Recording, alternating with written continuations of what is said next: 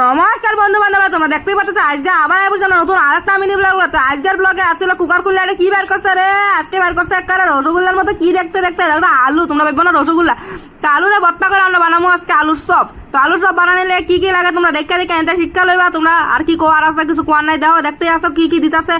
দেওয়ার পরে তো তোমরা এর থেকে যাই না তোমরা বানায় নিজে নিজে খাইবা, আমরা তো আর গিয়ে বানাই দিতে পারতাম না তোমরা। তা তোমরা এর থেকে দেখে দেখে বানায় খাওয়ানো লাগবো। আর কি দাও আলুটা গুল্লু গুল্লু করে বেসনে সুবাই সুবাই তেলে দিয়ে লাগবো। তেলে দেওয়ার পরে দেখতে পাচ্ছ কড়াইটা পুইরা গেছে, কিছু কোয়ার নাই আর কড়াইটা পুইরা মুইরা অবস্থা নাই হয়ে গেছে, বেশি জাল দেওয়ার চেষ্টা হয়ে গেছে। তখন বানানি হয়ে গেছে, এটার বানানি হওয়ার পরে দেওয়া ওখানে প্লেটে বাড়ায় বাড়ায় লয়ে লেছে। লোয়ার পরে দেখবা হরে কত সুন্দর করে লইছে। লোয়ার পরে খাওয়ানো লেগে জুইত লাগবো না গো, জুইত ছাড়া তাঙ্গ কিছু হয় না। তেল বানাইলো চাটনি দেওয়া বড়ায় বড়ায় খাইছে।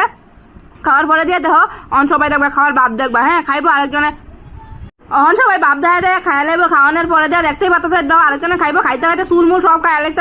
খাওয়ার পরে কি আর খাওয়ার পরে ছাড়তে হচ্ছে আর কি আর কিছু কোয়ার নাই।